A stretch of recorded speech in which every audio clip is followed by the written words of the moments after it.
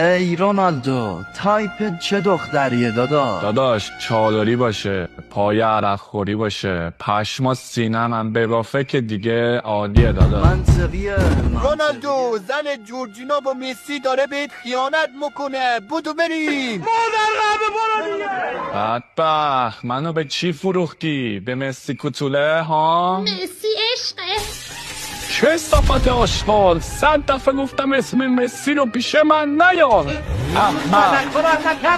وزتان چونه هی هی. میزون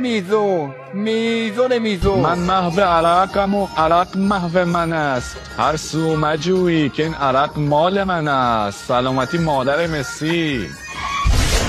نگو ماه رمضان، بگو 13 به در. چیکار کردی با دلم وای، چیکار کردی با دلم وای.